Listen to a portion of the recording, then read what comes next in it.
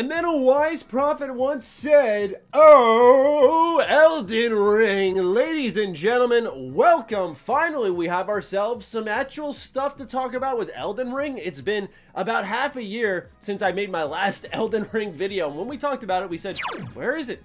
What's happening? And that's been the major question throughout the games industry. Where the heck is Elden Ring, and what has been going on with the development of this title that was revealed at E3 2019 on Microsoft's stage? A brand new From Software IP has completely disappeared without a single update. Well, recently, there's been some traction gained. It starts off with Jason Schreier. Says, "I know a lot of people are desperate for Elden Ring news. I don't know much about it except that it's been delayed a bunch, but there is strong evidence floating around that the game will be shown relatively soon. It's not going to pull a Winds of Winter. Elden Ring has pages." Yes, despite George R.R. Martin's inclusion, it looks like this story very well may see its conclusion, which is great news. I think a lot of us assumed that at some point in time, we would see more Elden Ring, but as time progressed, the question was when, right? Every single event, it reminded me of Fallout 4. People would say, is this the one where we see Elden Ring? Is this one the one where we see Elden Ring? There's been this crazy amount of hype building for a game that we know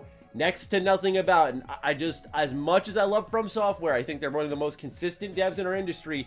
I just need to point everyone's attention back to Cyberpunk. As much as I love that game, we need to remember what happens with a lot of craze hype.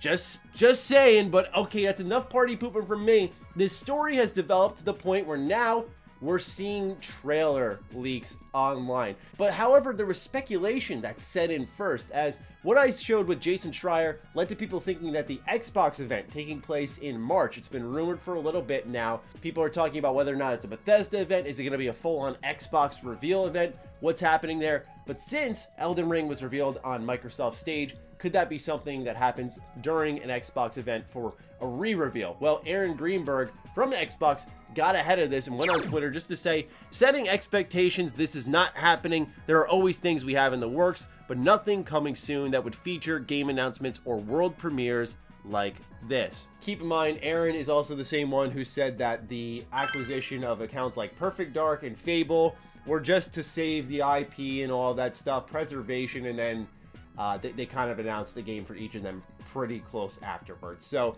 all I'm saying, Aaron, is I believe you to some extent here. And if you read between the lines, it more than likely means that Xbox has something planned for Bethesda. Maybe not an event, but more like a business statement that would be appealing to consumers, but not an event in the sense of Xbox showing off a ton of games at once. So that means that we shift our attention back to Bandai, who may be doing their own showcase. There was a leak online which then actually got removed, and if you go there now, it'll say internal server error, but originally it was a trademark for something called Bandai Namco Next, which would sort of fit in line with a State of Play, Nintendo Direct, so on and so forth. So it looks like Bandai is looking to do their own style of showcase, and certainly it would make sense. They own enough IP, plenty of anime games, by the way. They have Elden Ring, maybe. So there's a lot of different things that they'd be able to show off where I feel like a one-off showcase could actually be very interesting for them, and it would actually be worth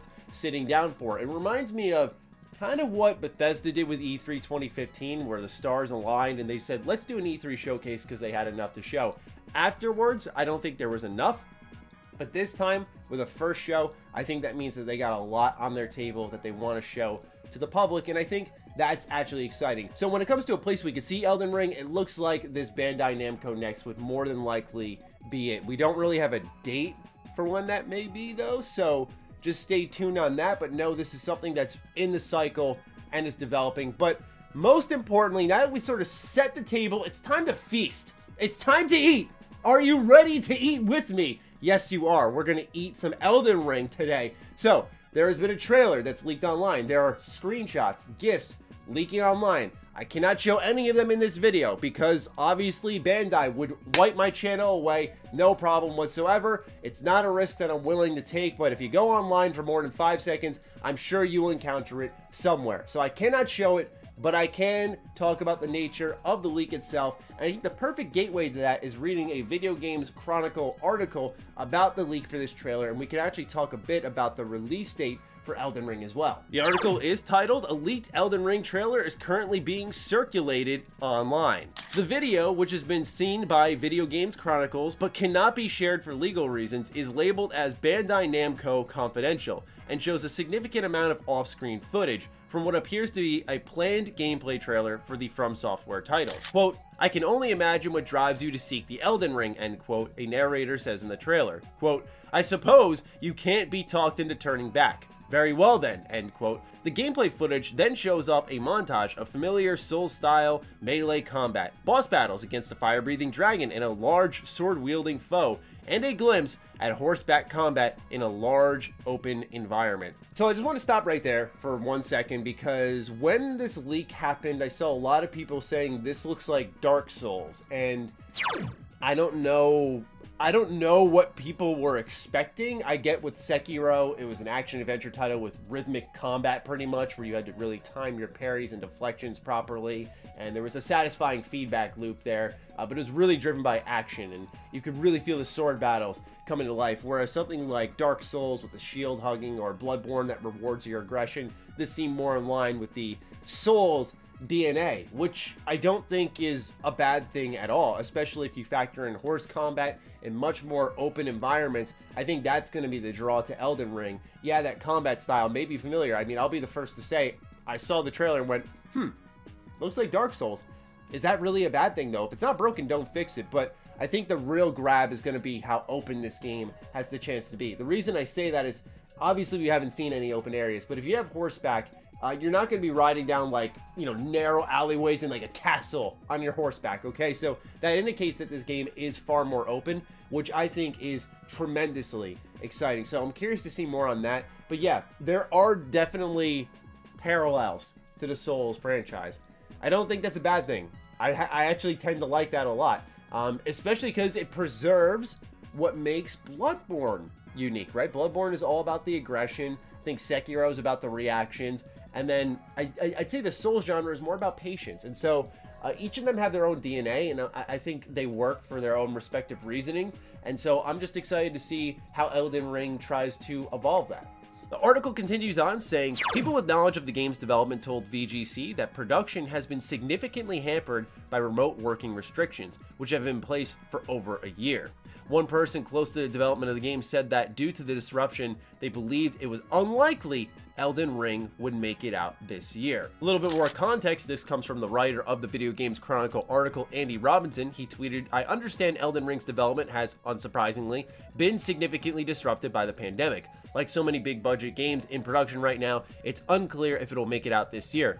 One source told me they were fully expecting it to release in 2022. Gonna say it now. I know everyone is lacking patience with this game, so I'm saying it now. Let them take their time, okay? Same thing I said with Starfield. Would I love to see Elden Ring in 2021? Would I love to see Starfield in 2021? Yes.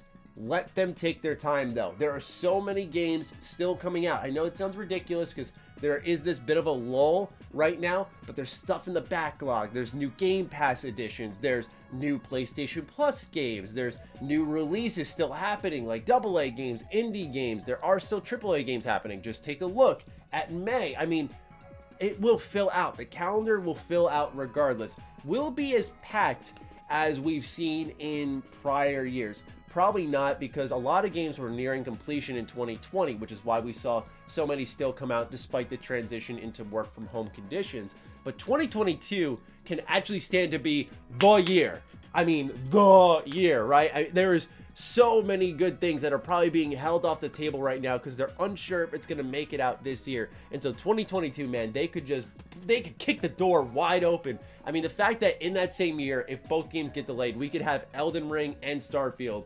Who knows what Starfield looks like, but the idea that these two big games could come out in the same year is really crazy to think about. So I'm just saying, let's exercise patience. That's coming from the hype guy, right? I love games. My passion is clear as day. I'm just saying, though, let's be patient and let them figure it out. If it's been hampered this much, what does rushing it get us? We will get it, and I'm sure we will love it.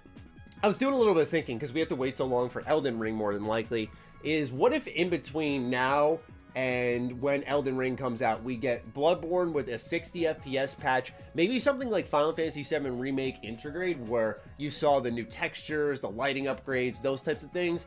We saw that full upgrade package come into Bloodborne, and maybe a PC release on top of that, so more people could actually experience that. I think that would be a nice buffer, a nice kind of thing to do in between now and then, because I've been itching to go back to Bloodborne. That is, out of everything FromSoft has made, hands down, bar none, my favorite. Not even close. Like, I think the combat is so fantastic. I think the only issue I really have with the game is some of its balancing. I think that Ludwig's Holy Blade is truly dominant, and it's kind of hard to argue why I would use something else when that weapon is so good. So if they could rebalance the game a little bit too, oh my god, like that would be enough to drive so many people back to Bloodborne. So I really truly do hope that they consider that as sort of a thing for people to enjoy in between now and then. And I imagine with all of the clamoring for it, they have to be working on something for it. I doubt it's new content, but they have to be working on something to get Bloodborne in a more modern state, because I feel like that's a game that really fits the mold